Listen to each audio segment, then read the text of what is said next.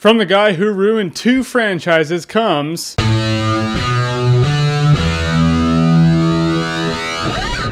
Resident Evil Afterlife. Right off the bat, in the first 10 minutes of this movie, you see that this movie is the poster child for a movie ticket refund. Horrible stunt physics, people flipping up and around and then twirling around in the air noticeably on wires. And then you realize that if you see this movie not as an installment to the Resident Evil franchise, but as a prequel to Ultraviolet, it makes a little more sense. It's just as horrible, but it makes more sense. And then the movie shows us that a normal woman can survive a plane crash when it crashes head on into a mountain. So good news, the Big Bopper, Buddy Holly, and Richie Valens will all be coming out with their new album next week. And you know what I noticed about these Resident Evil movies is that they have the most iconic characters in survival horror video games played by the most generic actors of all time. I mean, the movies aren't even Resident Evil at this point. It's like a grade B zombie movie that happens to have a few characters from a video game franchise just thrown in there. They might as well throw in the Octoroks by now. This is no more Resident Evil than that Mario movie was a Super Mario Brothers movie.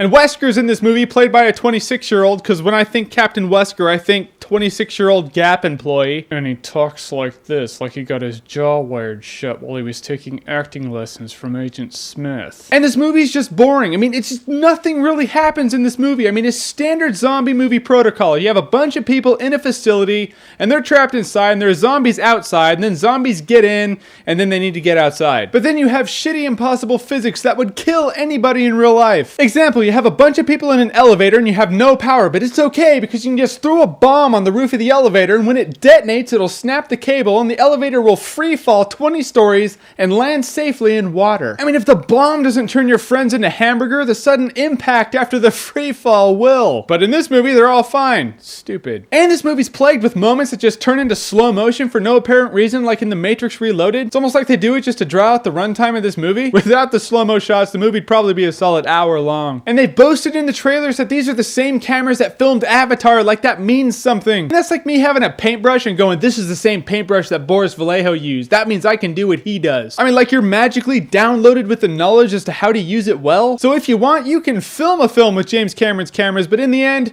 you're still the guy who brought us AVP. I mean, the characters are hollow, the plot is tired, the action is crap, with impossible physics and noticeably shitty wire tricks. I can sincerely say, Paul W.S. Anderson, I'm really glad that you did not get the green light to rape Castlevania. But in the end, I'd buy this movie, even on Blu-ray, if I like dog shit. Ew. So if you need your zombie fix, go rent Dawn of the Dead. Or play the Resident Evil games. Much better. But if you like what you've seen here and you want to see more, then click right here to see more.